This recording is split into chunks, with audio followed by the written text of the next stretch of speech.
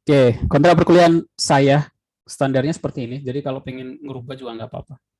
Kehadiran, oke, kehadiran itu dalam satu semester itu kan 14. Jadi yang saya hitung itu 14 pertemuan ini ya. UTS UAS itu nggak saya hitung. Ya otomatis kalau ikut UTS ya. Kalau nggak ikut UTS, kalau nggak ikut UAS, kemungkinan nggak lulus kan, sama aja. Jadi yang saya hitung itu 14 pertemuan, poinnya 15%. Tugas, nah karena saya pengen masing-masing itu bisa paham. Semuanya kalian kursus mengemudi gitu kan nggak mungkin nggak dites untuk bisa mengemudi atau enggak. Nah makanya sebenarnya kayak gini kursus sistem basis data gitu ya, kalian harus dites bisa nggak sistem basis data otomatis dengan tugas. Jadi kemungkinan nanti biasanya dalam satu semester saya ada lebih dari 5 ya, antara 5 sampai 8 tugas. Nah itu 20%. Jadi semakin besar, semakin banyak tugasnya itu poinnya semakin kecil ya harusnya. Soalnya 20% dibagi menjadi 5 atau 8 tugas gitu ya. Harusnya lebih bagus kalau banyak tugas itu. Jadi kalian poin tugasnya akan semakin kecil. Kecuali kalau tugasnya cuma 2 dalam satu semester. Otomatis satu tugas itu poinnya 40%. 50%, kalau 20 ya 10%. Jadi, paham maksudnya? Terus untuk UTS sama UAS, UTS itu UTS sama UAS itu syarat untuk kelulusan ya. Jadi saya jamin selalu saya sih nggak terlalu susah untuk lulus. Yang penting ikut UTS UAS dan nggak nyontek, ketika UTS kalau UAS. Saya jamin lulus, tapi nilainya C. Ya, kalau ikut UTS UAS nggak nyontek, terus ini apa tugasnya setengah ya, kehadiran setengah, B lah. Kalau ini ikut nggak nyontek, tugas kerja semua, kehadiran semuanya mungkin A. Kalau berkurang dikit nanti menjadi B plus. Seperti itu. Oke, ada yang mau ditanyakan untuk kontrak perkuliahan? Jadi ini semua tugasnya dikumpulinnya sebelum UAS UTS ya Pak? Tidak deadline 1 minggu atau 2 minggu? Kalau saya, kalau saya tugasnya, walaupun tugasnya banyak, deadline-nya itu sebelum UTS. Kalau tugas sebelum UTS, dan deadline-nya sebelum UAS, kalau tugas sebelum UAS. Nah, tapi tidak ada toleransi apapun gitu ya. Jadi entah itu sakit masih ada toleransi sakitnya apa gitu. Tapi nggak ada toleransi apapun sih, karena waktunya itu sangat panjang untuk pengumpulannya. Belajar untuk mengambil tanggung jawab. Jadi maksudnya mengambil tanggung jawab, belajar untuk ya konsekuensi kalau saya nggak ngerjakan, ya harus nerima ini ya, nerima konsistensinya apa tanggung jawabnya untuk tidak dapat nilai. Oke, ada lagi yang mau ditanyakan? Cukup Pak.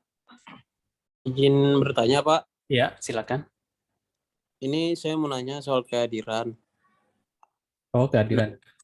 Ya kalau sama kan dari pertemuan-pertemuan sebelumnya tuh kadang dosen tuh apa ya, saat misalnya pas daring kita udah absen udah oke nih. Nah tapi pas pertemuan berikutnya itu dosennya nggak masuk. Nah itu absensinya gimana Pak? Oke. Soalnya kan kadang kayak pertemuan kemarin tuh udah yakin nih masuk semua nih. Nah itu kadang dosen nggak ada daring, tapi apa kayak absen kita nggak dihitung gitu Pak. Maksudnya gitu. Jadi nanti saya jelaskan. Saya buat chatbot perkuliahan. Jadi saya ada WhatsApp gateway. Saya punya bot untuk ngecek perkuliahan, kehadiran, nilai tugas, materi, rekaman perkuliahan dan lain-lain di chatbot. Jadi kehadiran bisa dicek tiap minggu. Nanti saya jelaskan. Makanya saya pengennya sih di pertemuan pertama semuanya hadir karena mungkin perkuliahan saya agak beda dengan yang lain. Saya akan rekap kehadiran tiap minggu, tugas setiap minggu. Ya, jadi kalian bisa lihat masing-masing. Jadi jangan nanti ketika UAS baru ada, walaupun saya udah buat rekap tiap minggu, kalian bisa cek, kadang ketika UTS atau ketika UAS baru protes gitu ya. Iya, gimana ya, maksudnya sudah saya sampaikan bahwa untuk masing-masing dicek gitu ya. Jadi kalau ada perbedaan kehadiran atau apa, kalian bisa langsung komplain ke saya. Oke? Seperti itu ya. Nah, untuk masalah kehadiran, saya ngitungnya kalau online, saya ngitungnya di ngeklik tombol online di e-kampus ya. Saya kira cukup mudah. Ya. Kalau ngeklik otomatis hadir. Kecuali nanti kalau saya nggak ada Zoom, biasanya saya ada tugas. Nah, nanti biasanya kehadirannya dihitung dari tugas. Kalau ngumpulin tugas berarti hadir. Kalau nggak nanti saya buat ya seperti itu. Seringnya sih seperti itu. Ya, oke. Oke, Pak, makasih, Pak. Ya, sama-sama. Jadi yang belum ngecek, makanya link Zoom-nya nggak saya bagi ya. Jadi link Zoom-nya itu saya taruh di e-kampus, untuk mendapatkan link Zoom-nya kalian harus ngeklik tombol online di e-kampus untuk termasuk kehadiran. Harusnya nggak ada masalah sih. Oke. Itu masalah aturan perkuliahan kehadiran, persentase kehadiran sesuai dengan kontrak kuliah. Kalau lewat Zoom kehadiran dihitung dari klik tombol online. Aturan berapa? Pengumpulan tugas. Nah, ini untuk pengumpulan tugas. Karena tugas saya sangat banyak, pengumpulan tugasnya itu mungkin agak beda dengan dosen lain ya. Jadi cara ngumpulin tugasnya adalah lewat Google Form. Jadi saya punya website untuk mengakses perkuliahan. Linknya saya taruh di web chat.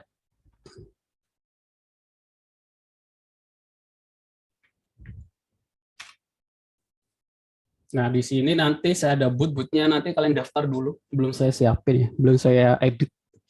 Nanti saya kasih tahu di grup WhatsApp.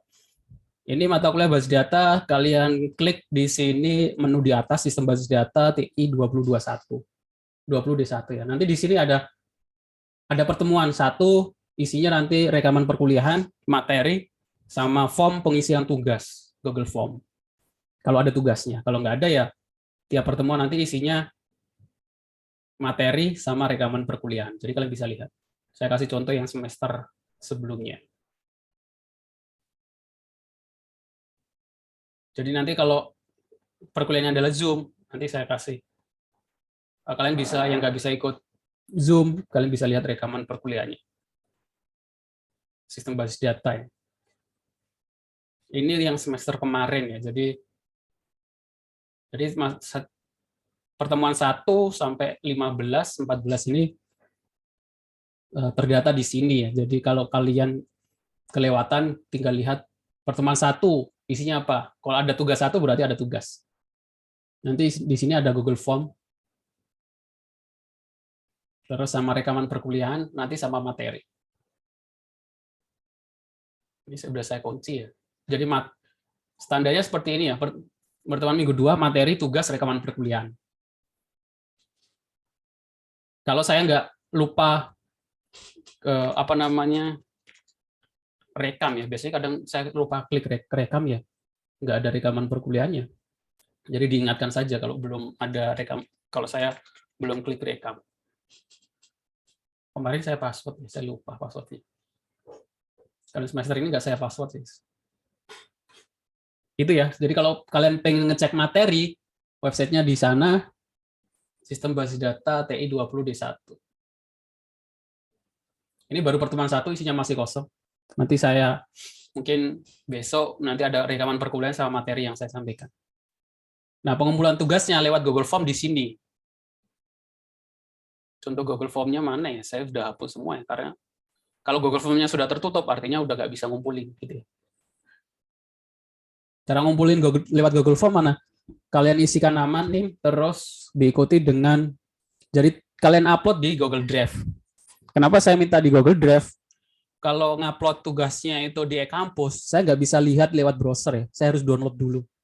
Nah, kalau download 30 orang per kelas, ada 5 tugas dikali jumlah kelas yang saya ajarkan, ada banyak deh. Jadi filenya akan numpuk banyak. Makanya saya minta di Google Drive. Kenapa kalau di Google Drive nggak perlu saya download, saya lihat langsung, bisa langsung saya koreksi. Gitu ya. cara ngupload di Google Drive, kalian tinggal buka Google Drive, kalian buat folder gitu ya. Tapi jangan lupa diganti ke hak aksesnya.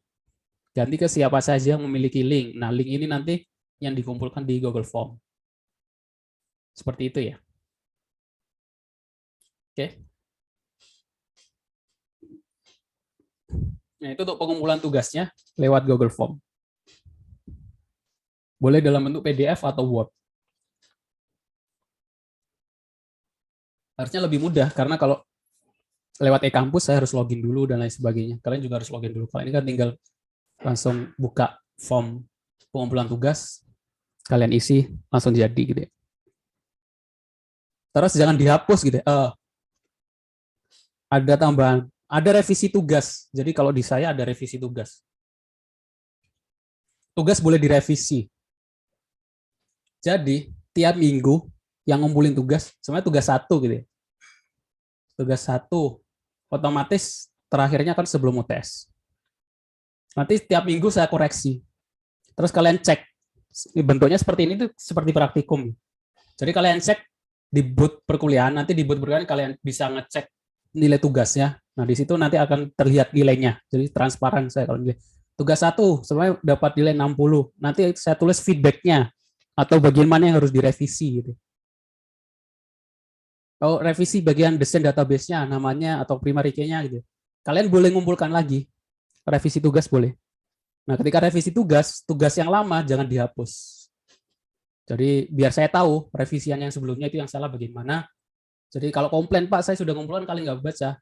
Karena di Google Drive itu kan ada tanggal upload-nya gitu. Jadi saya bisa lihat gitu ya.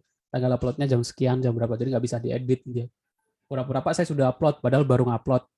Padahal udah kelewat kan, bisa dilihat di tanggal upload-nya di Google Drive kan bisa dilihat. Jadi seperti itu. Kalau saya revisi, ada revisi tugas. Yang penting sebelum deadline. Jadi langsung tiap minggu saya koreksi tugasnya masing-masing. Kebanyakan sih nggak ada, ya jarang ada yang kalau saya kasih tugas tiba-tiba langsung benar. Pasti ada yang harus diperbaiki. Seperti itu. Karena ada juga yang ngerjain tugas asal-asalan, ngerjain tugas dari temennya, formatnya sama, cuma diganti namanya tok juga ada. Oke? Jadi jangan berpikir kalau udah ngumpulin tugas, udah selesai kewajibannya. Enggak. Kalau tugasnya asal-asalan, nilainya kecil, terus ada saya kasih feedback, minta untuk diperbaiki. Seperti itu ya. Oke? Itu untuk kehadiran pengumpulan tugas. Nah, terus terakhir tugas, kalau tugasnya sebelum UTS ya, terakhir sebelum tes, kalau sebelum UAS ya sebelum UAS. Rekaman perkuliahan, tiap perkuliahan kalau ada Zoom, insya Allah saya rekam, kalau nggak lupa, jadi diingatkan. Nanti saya upload di YouTube. Linknya ada di website saya, kalian bisa cek tadi. Kalau nggak, dicek di chatbooth. Chatbooth-nya sekarang belum aktif, belum saya aktifkan. Karena nanti masing-masing harus daftar dulu ya. Form pendaftarannya belum saya buat. Hadiah, setiap pertemuan yang aktif akan dapatkan hadiah. Kalau entah itu aktif bertanya, pertanyaannya menarik, mendapat hadiah, silakan. Hadiahnya apa? Hadiahnya ada gambarnya nggak ya? Saya lupa. Gantungan kunci sama stiker. Gantungan kunci Pelita Bangsa. Lupa saya fotonya. Gantungan kunci Teknik Informatika Pelita Bangsa tulisannya, sama stiker tentang pemrograman yang bisa kalian tempel di laptop gitu. Itu yang aktif bertanya. Selama ini sih jarang yang dapat hadiah, cuma 1-2 ya. Nggak tahu kenapa. Revisi tugas ini sudah saya jelaskan. Reminder perkuliahan. Nah, karena saya ada booth perkuliahan, insya Allah yang masuk di WhatsApp, di grup WhatsApp saya, nanti anggota grupnya saya grab, saya ambil data anggota grup, nanti reminder perkuliahan. Jadi kalau di saya ada reminder perkuliahan itu 1 jam. Kalau tadi nggak ada ya, saya lupa, saya belum buat. Mungkin mulai minggu depan. Jadi ada reminder perkuliahan. Dan reminder perkuliahan itu pengingat 1 jam, 2 jam sebelum perkuliahan. Kalau sekarang jam habis maghrib, paling minggu depan jam 5, jam 4 nanti ada WhatsApp masuk di masing-masing kalian yang sudah daftar booth atau yang masuk ke grup WA ya. Tentang perkuliahannya nanti lewat Zoom, kehadirannya bagaimana, materinya tentang apa, itu saya sampaikan di WhatsApp 2 jam sebelum perkuliahan. Kalau nggak ada perkuliahannya juga ada saya informasikan. Entah itu masalah ganti hari atau ada nggak ada Zoom dan lain sebagainya. UTS UAS. Nah, UTS UAS proyeknya individu. Kalau saya sih nggak pernah kelompok. Saya malah kepikiran UTS UAS-nya ujian lisan ya. Mungkin di kelas ini mungkin bisa ya. Ujian lisan. Saya kepikiran UTS, ya mungkin kalau nggak UTS UAS-nya ujian lisan. Belum pernah sebenarnya. Untuk memastikan kalian paham atau enggak. Kalau project otomatis individu, nggak mungkin kelompok. Saya nggak suka kelompok. Sebenarnya ada caranya biar walaupun kelompok, tapi masing-masing mendapatkan nilai berbeda. Ada metodenya, nanti saya jelaskan. Oke. Nah, informasi... Ini daftar, Ya, bagaimana?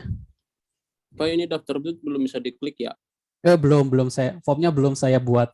Belum saya upload, saya baru buat di localhost. Iya, soalnya baru lihat di materi doang. Ya. Nanti saya kasih nanti malam lah. Kalau besok saya informasikan di grup WhatsApp. Informasi perkuliahan dapat dilihat di mana? Di 2 web ini ya. Sama booth sih sebenarnya, booth WhatsApp-nya. 1 dari e-kampus, 2 dari website saya. Kenapa saya buat web ini? Biar orang yang nggak ikut mata kuliah saya bisa belajar juga. Sama booth. Booth ini untuk ngecek kehadiran tiap minggu, nilai tugas tiap minggu, link materi. Jadi link materi bisa kalian, kalau link materi kan, kalau dari website kan kalian harus buka browser dulu, Google Chrome dulu, klik-klik dulu. Kalau buat nanti kalian tinggal ketik menu 1 untuk lihat ini, menu 2, seperti itu. Link kehadiran dan nanti saya taruh di kampus sama di website saya. Chatbotnya seperti ini ya. Nanti keywordnya itu UPB. Kalau sudah nomor WhatsApp-nya sudah terdaftar, nanti ada selamat datang di booth perkuliahan. Hai, variabel nama, asisten nanti ketik 1 untuk informasi akun, 2 untuk cek informasi ini yang semester kemarin, 3 untuk cek informasi nilai tugas, 5 untuk lihat materi. Jadi kalian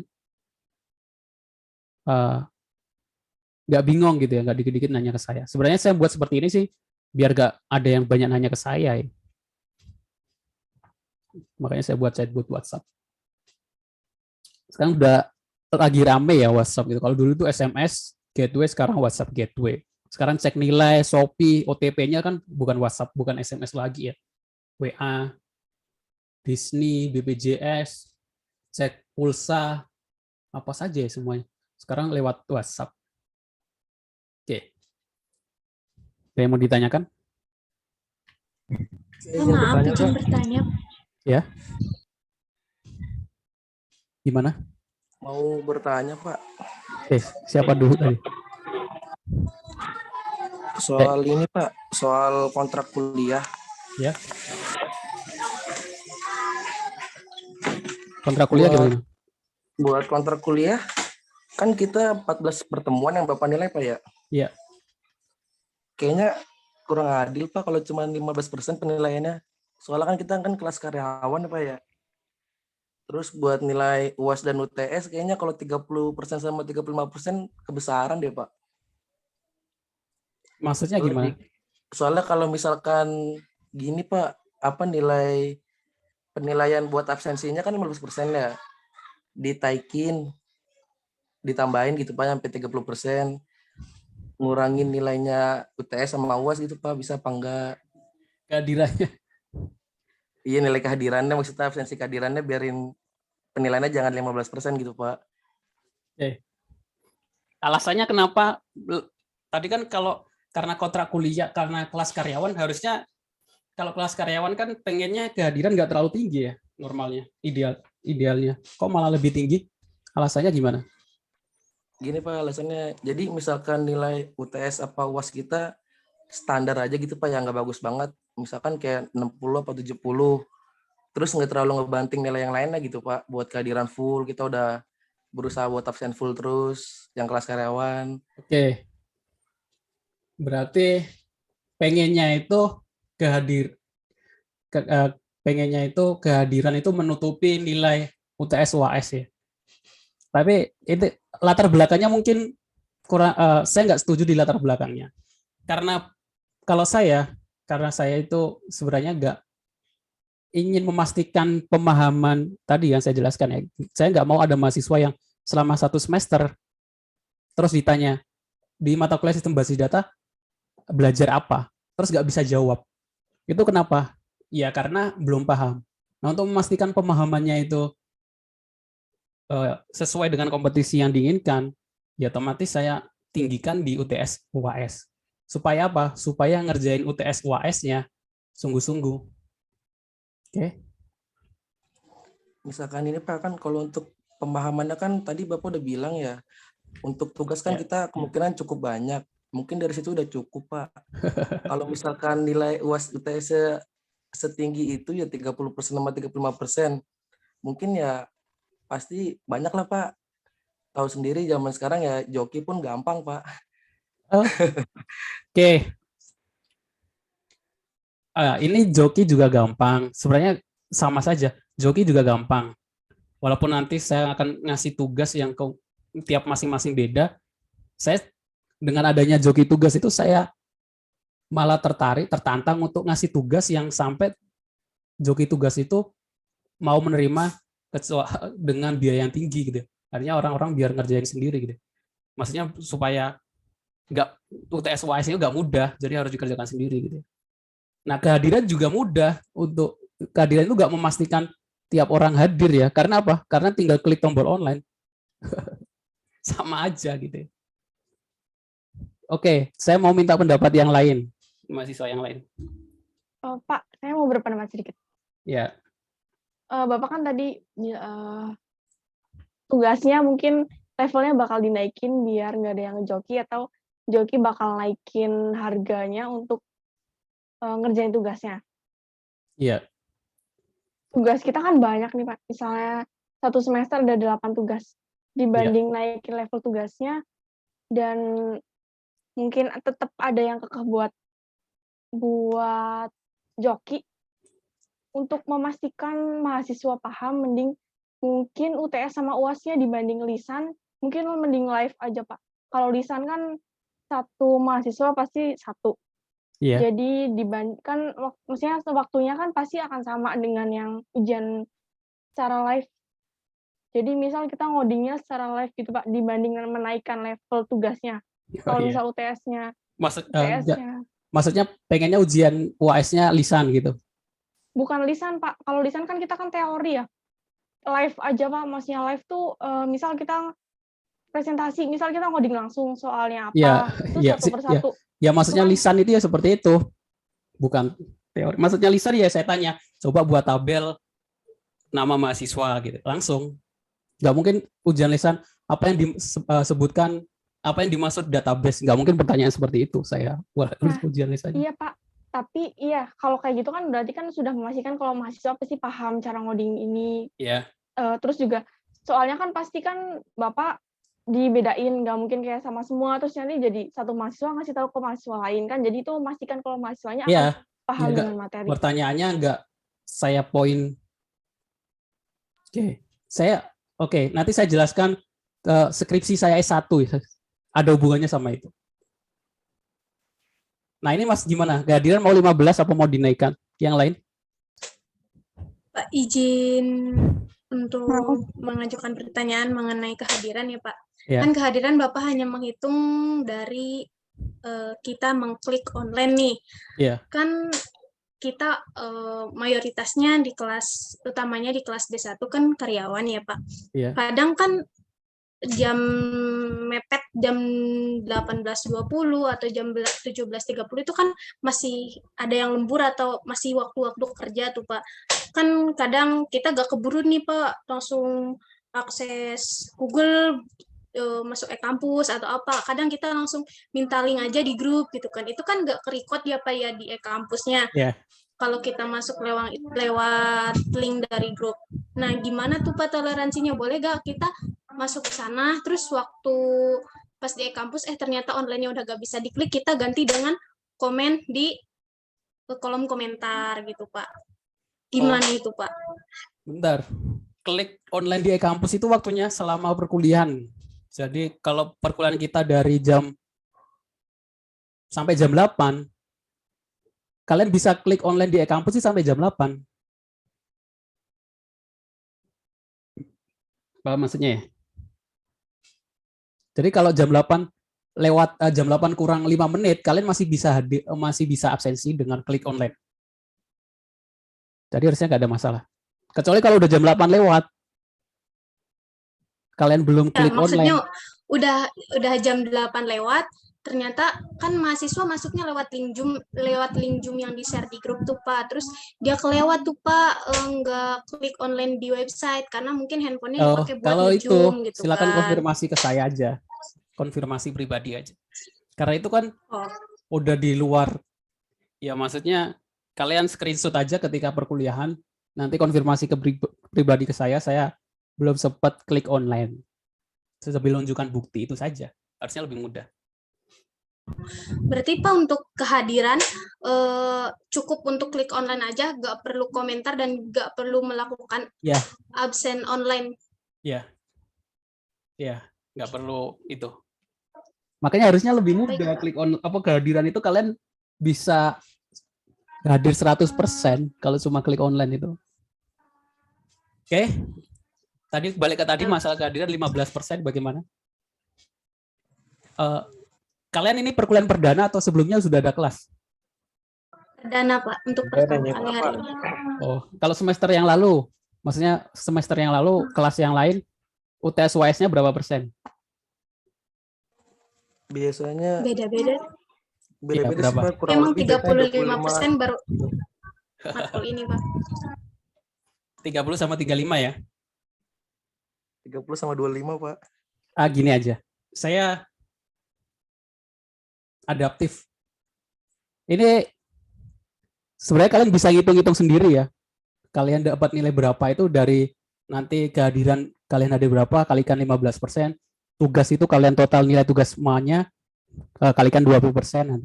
Nah, nanti kalau merasa nilainya jelek gara-gara UTS UAS dan pengen persentase kehadirannya dinaikkan, nanti bisa konsultasi ke saya. Ya. Jadi adaptif gitu. Paham nggak maksudnya? Tapi nggak mungkin juga lebih dari 25 sampai 30 kehadiran, nggak bisa. Paling maksimal 25%. UTS-nya dikurangi 5%, UAS-nya dikurangi 5%, ditaruh di kehadiran. Itu opsi B-nya ya, seperti itu biar adil. Jadi kalian cek dengan persentase ini itu nilai kalian lebih tinggi yang mana. Saya yakin sih lebih tinggi yang ini. Karena kehadiran itu cuma 15 pertemuan. 20 kan dibagi per pertemuan. Kalau UTS kan 1. Oke, itu saja ya. Ada yang mau ditanyakan?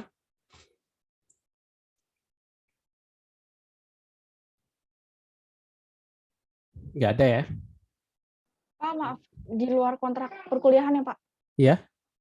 Tadi sampai pembelajaran kita butuh aplikasi apa aja instalannya selain nanti saya Excel? bahas nanti itu pembahasannya di sini ya. Poin keempat. Sekarang masih bahas di aturan perkuliahan sama chatbot perkuliahan. Baik, Pak. Tadi sampai chatbot perkuliahan nih. Nah, nanti gambarannya seperti ini, keyword, pakai keyword ya. Ini tuh statis ya, kalau kalian mengikuti perkembangan IT itu, ini masih, kalau website itu website 2.0 ya, bukan website 3.0. Kenapa? Kalau yang dinamis, robot ini bisa mengenali, kalau saya pengen cek nilai, jadi nggak perlu ketik 1, ketik 2, ketik 3, ketik 4 gitu ya. Namanya NLP, Natural Language Processing. Saya juga lagi penelitian di sana. Saya pengen mengembangkan jadi chatbotnya nanti nggak bisa memahami perkataan, bisa memahami teks tanpa, kalau sini kan ada beberapa contoh sih di bot WhatsApp apa ya, mungkin jarang sih ya, tapi ada. Tapi kebanyakan sekarang masih ini ya, masih 1, 2, 3, 4, 5. Ini namanya masih statis gitu. Jadi nggak ada kecerdasan buatannya. Ini untuk wawasan saja. Kalau mau skripsinya tentang ini juga boleh. Biasanya adanya itu di customer service. Jadi kadang customer service sekarang itu kan bukan orang ya. Jadi dengan adanya teknologi, berkembangnya kecerdasan buatan, akhirnya efek buruknya apa? Efek buruknya adalah customer service yang dulunya itu orang bisa digantikan dengan robot. Jadi makanya kalau kalian komplain ke CS gitu kan biasanya template gitu kan balasannya. Kalau robotnya cerdas ya mungkin bisa memahami konteks gitu. Kadang robotnya template cuma silakan restart mode ada gitu, biasanya IndiHome ya, walaupun yang ditanya apapun gitu. Nah itu mungkin robotnya kecerdasannya kurang. Nah itu kalian kalau mau ngambil skripsi tentang itu namanya topiknya NLP, Natural Language Processing. Jadi bagaimana sebuah AI itu memahami bahasa manusia secara natural. Saya pengen cek nilai, akhirnya dia gambarannya bagaimana? Gambarannya adalah nanti ada tahapannya, kata itu dipisah, terus diambil keywordnya. Saya ingin cek nilai. Kita punya database keyword gitu ya. Kalau ada mengandung nilai, oh artinya dia pengen ngecek nilai. Nanti dicek satu-satu. Adakah yang mengandung keywordnya? Oh nilai. Otomatis dia pengen ngecek nilai. Jadi balasannya ini gitu. Gambarannya seperti itu. Nggak susah. Mudah sebenarnya. Itu cuma kalian harus paham tentang array, struktur data. Kalian harus bisa membedakan array itu list, bisa bedain list, bisa bedain dictionary gitu ya. Di mata kuliah bahasa pemrograman. Kalau sudah paham tentang itu, nggak ada masalah. Oke? Sebelum saya masuk ke materi, mungkin ada yang mau ditanyakan? Nggak ada ya? Sekarang kita masuk ke materi perkuliahan kita. Penjelasannya yang lain mungkin sambil berjalan. Tadi sudah saya jelaskan nih, syarat lulus itu di mata kuliah saya sangat mudah. Ikut UTS, ikut UAS. Itu C. Dan nggak nyontek gitu ya. Karena ada kemarin yang UTS-nya itu nyontek. Kalau udah nyontek nggak bisa, nggak ada toleransi. Terus saya paling nggak suka kalau yang nyontek. Lebih baik kerjakan sendiri. Saya lebih menghargai yang kerjakan sendiri. Saya nggak menjelaskan format ngumpulin tugas bagaimana ya. Jadi jangan, kadang format aja, kadang beberapa mahasiswa yang nggak percaya diri. Jadi termasuk latihan percaya diri gitu ya. Jadi untuk format tugasnya komplitnya bagaimana namanya gitu kan. Ini terserah kalian gitu ya. Jadi ekspresi kalian. Jadi jangan template sama seperti yang lain gitu. Ya, itu ngelatih untuk berpikir kreatif gitu. Terserah masing-masing. Dan melatih untuk percaya diri. Karena nanti di dunia industri juga kalau ada tugas seperti ini, masa nanya template-nya bagaimana kan enggak. Oke, sekarang masuk ke judul perkuliahan kita. Udah 19.30 ya, setengah jam lagi. Referensi. Kalau bisa sih saya sarankan beli buku ya. Kenapa? Ya karena kalau kalian lupa tinggal buka, terus nggak semua, kalau perkuliahan kan terbatas 14 pertemuan. Ada yang, kalau kalian tanya orang-orang perkuliahan itu apakah bisa mencakupi semua yang dipelajari, nggak cukup. Perkuliahan itu paling nggak cuma 20% dari apa yang semua dipelajari. Kalian tanya ke mahasiswa atau orang-orang praktisi apa manapun, perkuliahan itu kan bahkan cuma 20%, 10% gitu ya. Cuma gambaran umum gitu ya. Bagi cuma 14 pertemuan gitu. Yang sisanya 80%, 90% itu kalian eksplorasi sendiri gitu. Sama kalau kalian kayak kursus gitar, kursus bermain gitar gitu. Di kursus yang cuma dasar-dasarnya aja lah, kunci gini. Bagaimana membuat lagu yang baik, nggak ada kursusnya. Bagaimana membuat lagu yang enak didengar, nggak ada kursusnya. Itu didapat dari mana? Dari pengalaman, berkali-kali main gitar, merenung, mempelajari. Ada istilahnya ATM gitu kan. ATM, amati, tiru, dan modifikasi. Nggak mungkin tiba-tiba buat sistem pertama kali langsung bagus, nggak mungkin. Tiba-tiba orang buat sistem buat lagu pertama langsung bagus itu kan. Mungkin pasti sebelumnya udah 10 kali, 50 kali, 20 kali buat lagu yang gagal-gagal terus baru akhirnya jadi gitu ya. Sama sih dalam perkuliahan juga sih. Harus punya pengalaman buat tabel berkali-kali nanti akan menghasilkan, kalau di konteksnya basis data ya, harus punya pengalaman buat tabel berkali-kali, studi kasus macam-macam, baru bisa dikatakan ahli. Dan itu nggak cukup untuk perkuliahan 1 semester 14 pertemuan gitu. Bisa dikatakan ahli, bisa dikatakan senior development itu bisa 5 tahun, 4 tahun gitu ya. Itu pun nggak belajar tapi langsung ke implementasi tiap hari. Oke, silakan dibeli. Ini juga nanti bisa berguna untuk di skripsi. Di skripsi kan nanti ada bab 2. Bab 2 itu landasan teori. Landasan teori biasanya kita harus menyampaikan teori-teori yang terkait.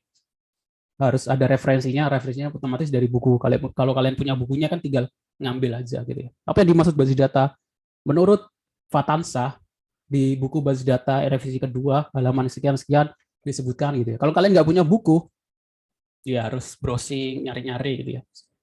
Nah itu kena salah satu keuntungan. Ini referensi ya. Saya punya ini, sama ini ya. Yang tengah kayaknya enggak. Saya juga belajar, sama-sama belajar. Selanjutnya, what is database? Apa yang dimaksud dengan? Saya baru kepikiran semester ini mungkin materi saya akan saya sampaikan dalam bentuk bahasa Inggris. Kenapa? Walaupun nanti saya menyampaikannya dalam bentuk bahasa Indonesia ya. Untuk membiasakan istilah-istilah dalam bahasa yang dipakai dalam teknis di database atau pemrograman ya, karena kebanyakan istilahnya itu menggunakan bahasa Inggris biar kalian nggak asing gitu ya.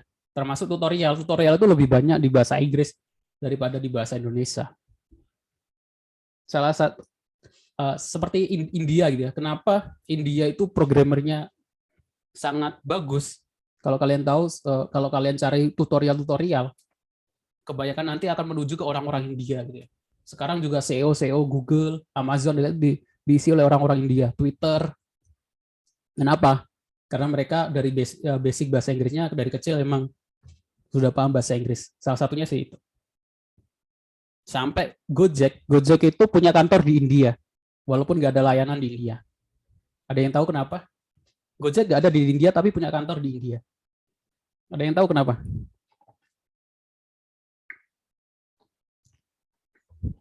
Ada yang tahu?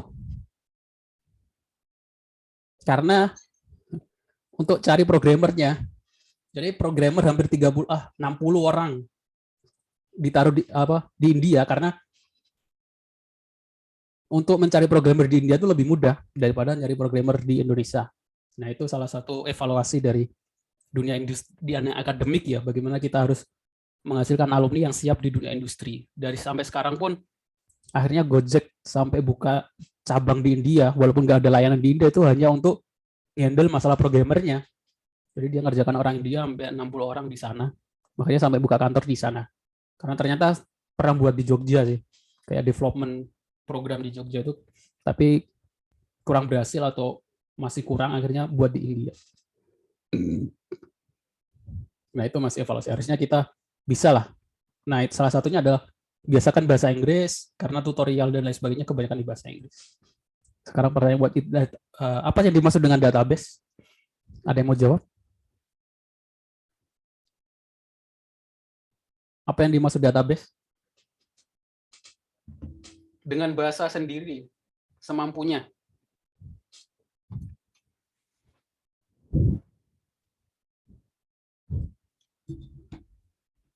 Nggak ada? Makanya kadang saya ngasih Izin menjawab, Pak. Hah? Izin menjawab, Pak. Oh iya, silakan. Database bisa disebut juga sekumpulan data yang tersimpan secara sistematis. Kumpulan data yang disimpan secara sistematis. Oke. Bisa diterima. Yang lain mungkin? Tadi siapa yang jawab ya? Saya nggak kelihatan. Yang lain mungkin? Ini, Pak. Denny. Sekumpulan data yang disimpan secara sistematis. Boleh, bisa. Itu bahasanya terlalu formal ya. Nah, sekarang sekumpulan data. Apa yang dimaksud data? Data itu apa saja?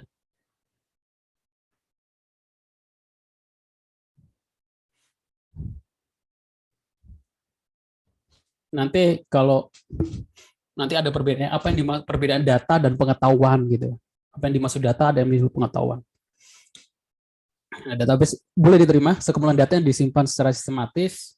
Nah, sistemnya bagaimana? Nanti kita akan mengenal namanya DBMS, Database Management System.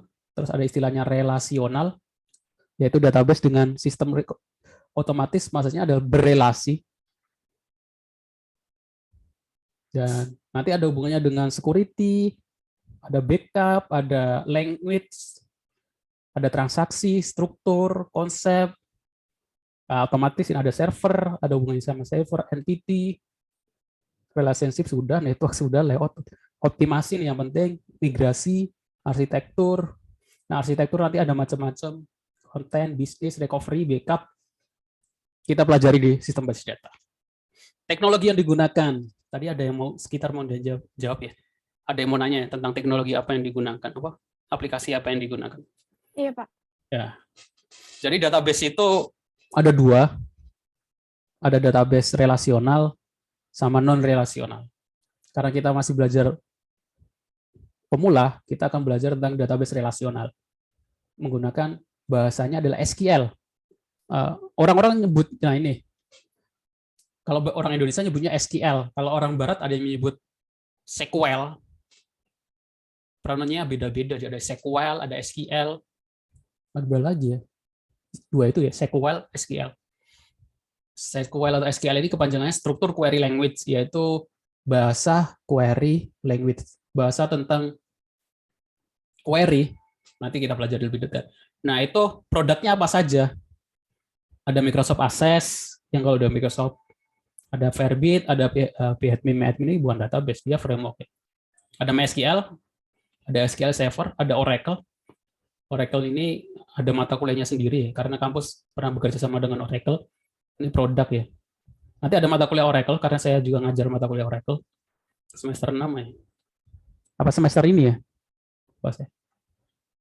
Ada MySQL, sebenarnya orang terbiasa sebut MySQL ya. Jadi sebelumnya itu MySQL sebenarnya. Tapi akhirnya MySQL itu sebelumnya gratis, makanya orang banyak pakai. Tapi akhirnya dibeli sama Oracle. Oracle ini berbayar. Akhirnya MySQL menjadi berbayar. Akhirnya orang-orang nyari produk yang mirip dengan MySQL, tapi yang gratis ada namanya MariaDB. Nah ini MariaDB ini yang dengan command prompt ya, Pak? CMD.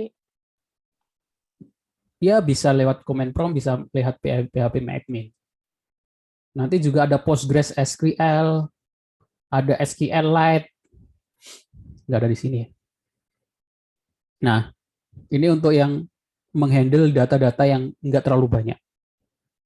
Akhirnya setelah berkembangnya teknologi, berkembangnya data semakin besar, SQL ini dianggap lemot, lama gitu. Kalau menghandle data-data yang udah ratusan juta gitu ya, udah terabyte gitu ya, bukan gigabyte lagi, udah terabyte, ini lemot.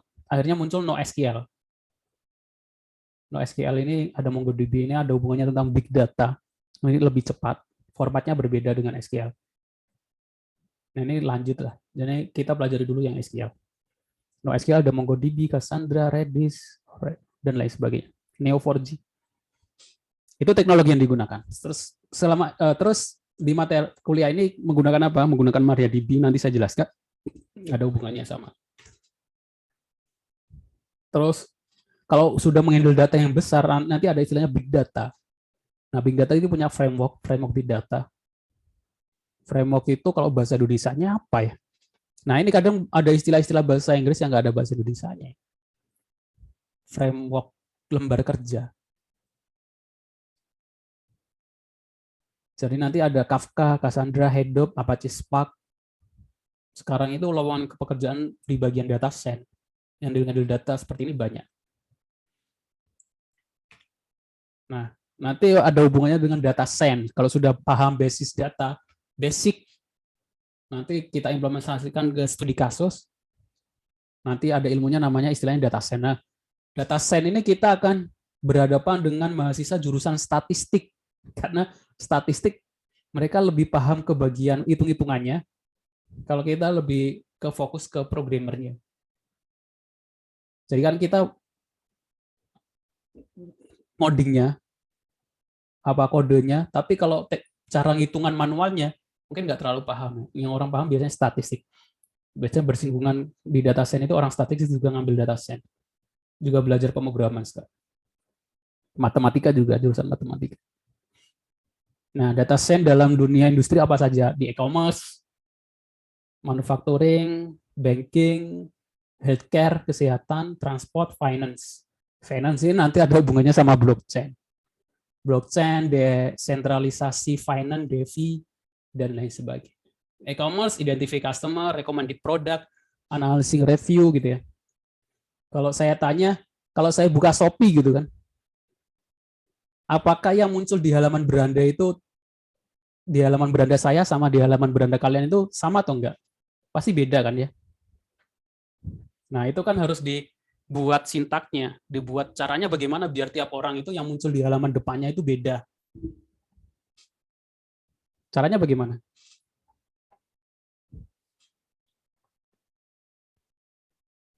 Itu nanti ada hubungannya dengan data science ya. Apa yang pernah saya search, apa yang pernah saya belanjain, apa yang pernah saya beli itu, barang yang terkait itu nanti akan dimunculkan di halaman beranda. Karena kemungkinan orang yang udah pernah beli sepatu bola kemungkinan akan beli baju bola gitu ya. Orang yang pernah beli sepatu basket kemungkinan akan beli bola basket, kaos kaki basket gitu ya. Jadi, nah itu kita bisa, tiap orang bisa berbeda itu bagaimana caranya, itu hubungannya dengan data science. Kalau di market, apa kayak Indomaret itu, kalau di luar itu ada teorinya, jadi kalau orang beli susu, kemudian rekomendasinya kalau udah beli susu dia beli popok gitu. Akhirnya susu sama popok itu berdampingan gitu ya, biar lebih mudah. Nah, itu punya pengetahuan seperti itu bisa diambil dari mengolah data. Akhirnya data itu menjadi pengetahuan, pengetahuan itu dipakai untuk decision maker. Pengambilan keputusan gitu ya. Tadi kayak promo-promo, kenapa ada promo gratis ongkir jam tanggal 25 gitu kan. Nah, itu kan nggak mungkin ngarang ya, pasti ada basic apa pengetahuan yang kenapa harus tanggal 25 gitu. Kenapa iklan-iklan munculnya jam berapa gitu. Yang ideal itu jam berapa? Apakah kita ngiklankan ideal itu jam 8 malam, apa pagi atau siang? Nah, itu caranya bagaimana? Ya, kita lihat datanya, orang itu mengunjungi website kita itu paling ramai jam berapa. Nah, itu nanti namanya ya ada namanya decision support system, yaitu bagaimana kita membuat aplikasi yang membantu untuk pengambilan keputusan. Ini dari e-commerce. Banking untuk mendeteksi transfer-transfer yang aneh gitu kan, BPK dan lain sebagainya.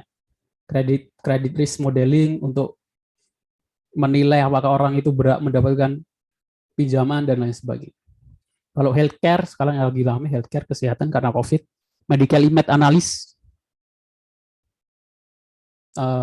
gambar rongsen gitu kan. Dulu kan sebelum awal-awal COVID, sebelum ada PCR data, sebelum ada PCR sama swab gitu kan, awal-awal COVID 2020, untuk mendeteksi COVID itu bagaimana? Kan dari gambar rongsen gitu, yang paling mudah itu gambar rongsen paru gitu ya. Kalau ada putih-putihnya, artinya putih itu dia bengkak, kemungkinan dia kemungkinan besar dia terkena COVID karena membengkak di paru-parunya. Nah, itu biasanya kita buat aplikasi di image processing. IT-nya di image processing. Jadi kita membuat sistem yang bisa mendeteksi putih-putihnya bagaimana gitu. Kalau dokter kan manual gitu ya. Di dokter ngambil gambar rongsen, ditaruh di lampu, dilihat satu-satu putih-putihannya ada nggak gitu ya. Yang bengkak ada nggak. Tapi dengan adanya aplikasi, inputnya image, nanti outputnya gambar, terus ada langsung dilingkarin. Oh, ini ada putih-putihnya. Nanti ada rekomendasi ya. Putih-putihnya berapa persen, kemungkinan COVID atau enggak. Kalau yang ketika saya S2 ngambil S2, kebetulan S2 saya tentang informatika medis, buat aplikasi tentang medis. Ada yang buat deteksi kanker darah. Deteksi kanker darah itu biasanya dokter itu radiologi darahnya pakai mikroskop gitu ya. Darah yang normal itu lingkaran. bentuknya sel darah normal itu lingkaran. Kalau sel darahnya itu lonjong, ada kemungkinan dia kanker darah. Nah, itu kita bisa membuat aplikasi untuk image processing seperti itu.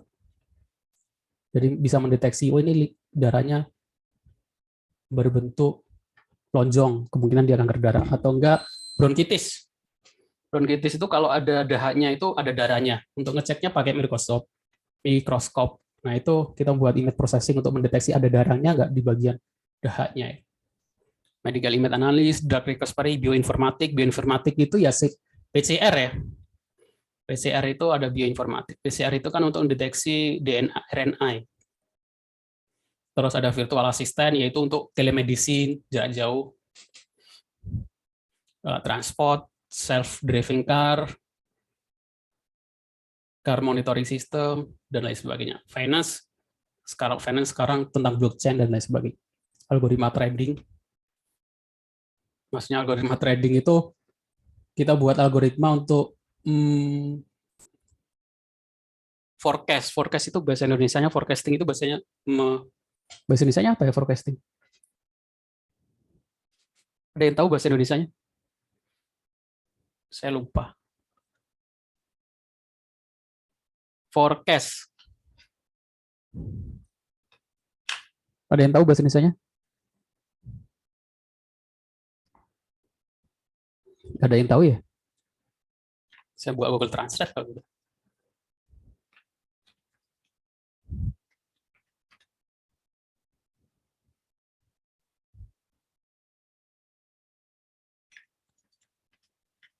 Jadi kemungkinan nanti materi saya usahakan dalam bahasa Inggris ya, untuk membiasakan istilah-istilah yang biar familiar gitu ya. Forecast itu ramalan, jadi meramal, memprediksi trading harga saham selama 1 bulan, prediksi stok barang gitu ya, biasanya di apotek atau gudang gitu ya.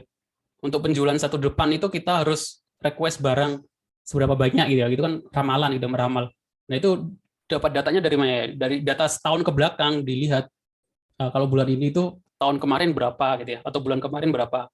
Nanti ada metodenya eksponensial smooth, double eksponensial. Nah ini hubungannya sama data science, dan semua ini untuk belajar ini harus paham sistem basis data basic, ya. Jadi penting.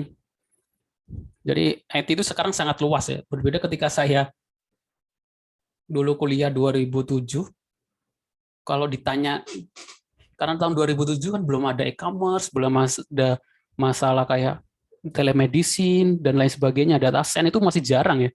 Jadi kalau ditanya IT apa, benerin komputer gitu ya, teknisi gitu ya. Jadi istilah-istilahnya masih nggak keren lah.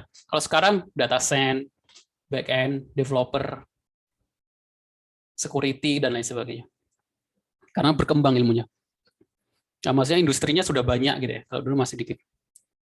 Terus yang lain data science case study, data science in farmasi, predictive model, maintaining oil, gas supply, data science in biotech, data science in education. Terus nanti kalau sudah ada data science, nanti ada machine learning. Perbedaannya apa machine learning itu? Jadi machine learning itu karena dia ada mesin, learning itu belajar. Jadi kita buat sistem yang bisa belajar gitu. Intinya seperti itu. Jadi sistem kita itu bisa belajar gitu. Contohnya bagaimana? Contohnya itu apa ya? Semuanya sini ada gambar macan gitu ya. Gambar macan ada banyak gitu. Di sini juga ada gambar macan, beda-beda. Nah, kita buat program, dia bisa mendeteksi, kita kasih tahu macan, ini macan gitu ya, ini macan, ini macan, ini macan.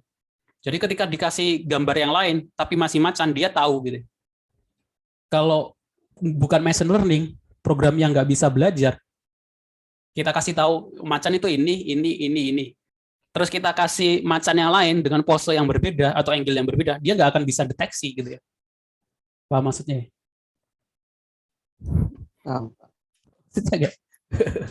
Bentar, karena saya nggak ngasih contoh ya. Bentar, saya kasih contoh gambarannya. Biasanya yang dikasih contoh itu di buku-buku itu apel ya. Jadi kayak anak kecil gitu ya. Jadi kayak kita ngasih pelajaran ke anak kecil ya. Ini apel gitu.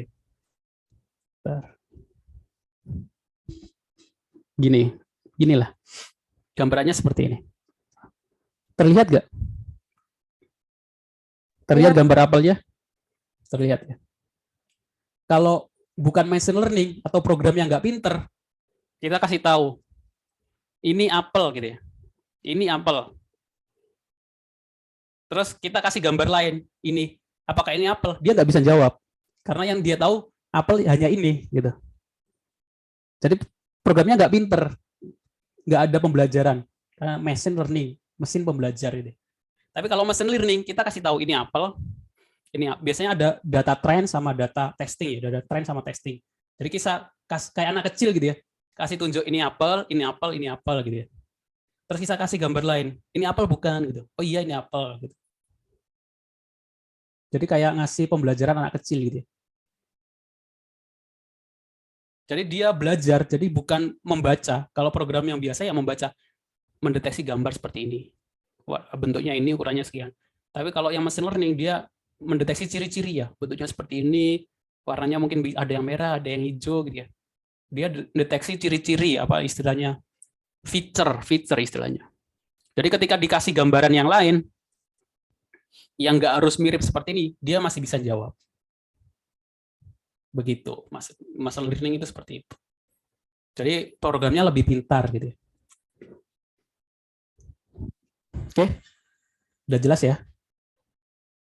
Biar apa namanya? Itu hubungannya tentang machine learning. Tadi saya bahas tentang, oh iya. Oke. Dari sini mungkin ada yang mau ditanyakan?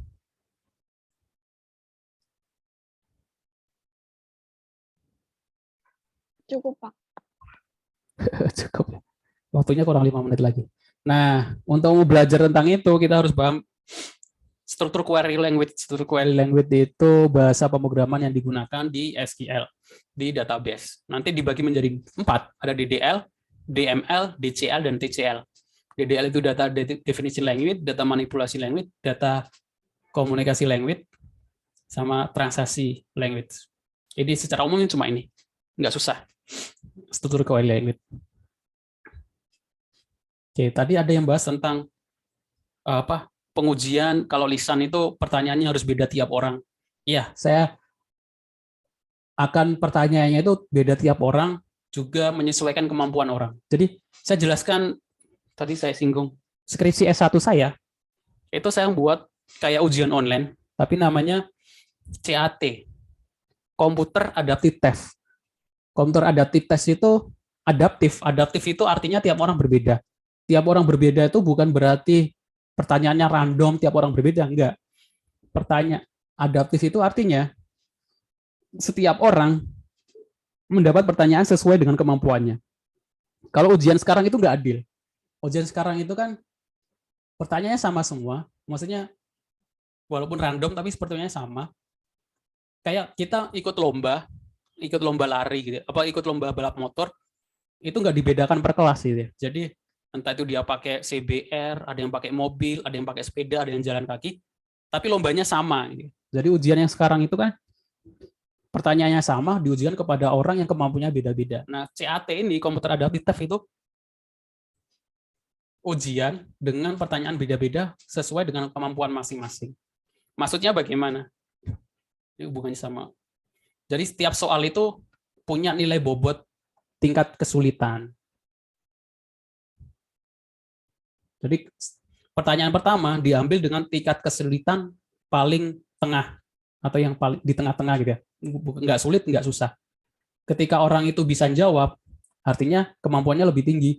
Akan muncul pertanyaan yang lebih sulit. Kalau dia bisa jawab lagi, muncul pertanyaan yang lebih sulit lagi. Akhirnya benar-benar pertanyaan buat dia itu sesuai dengan kemampuannya.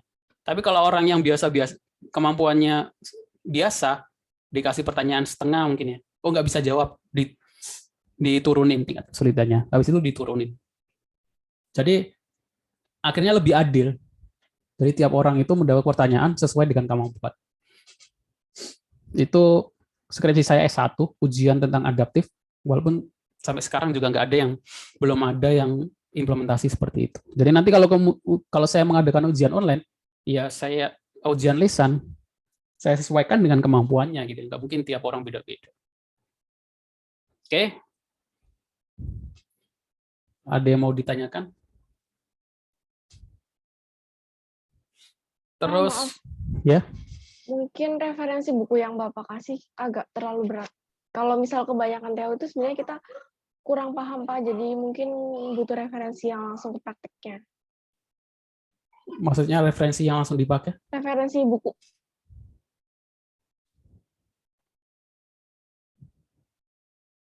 Referensi buku ini gimana? Ya mungkin terlalu banyak teorinya, Pak. Kalau terlalu banyak teori mungkin kita untuk praktiknya akan agak susah. Jadi kita mungkin untuk praktiknya lebih ke searching, googling gitu, Pak. Oh iya, nggak apa-apa. Ya, kan ini saya nggak mewajibkan untuk beli ya. Jadi kalau referensi yang saya pakai ini, nanti kalau perkuliahan saya nggak jarang teori, saya langsung ke praktek. Kalau teori karena kalian bisa belajar sendiri. Gitu. Mungkin kalau praktik tuh saya ada referensi lain boleh, Pak? Maksudnya? Saya ada referensi buku dari buku yang ditulis sama Pak Aswan yang database MySQL, kebetulan itu pakai MariaDB juga. Oh iya, nggak apa-apa. Maksudnya saya nggak mewajibkan ini referensi yang saya pakai. Kalau kalian mau pakai yang lain juga apa-apa. Karena saya kira isinya akan sama semua ya. Jadi terserah nanti, yang penting ketika perkuliahan saya akan lebih banyak praktek menggunakan MariaDB sebenarnya, walaupun orang masih menyebutnya MySQL.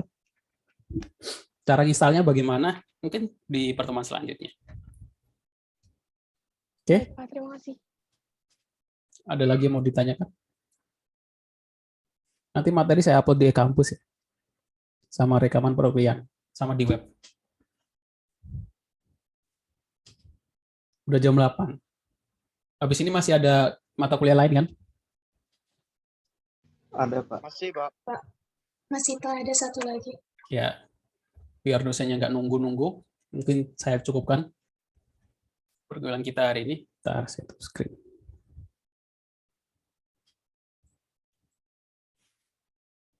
Oke, kalau nggak ada yang ditanyakan, saya cukupkan. Saya akhiri. Saya mohon maaf kalau ada salah-salah kata. Saya akhiri. Assalamualaikum warahmatullahi wabarakatuh. Waalaikumsalam warahmatullahi wabarakatuh. Terima kasih, Pak. Ya.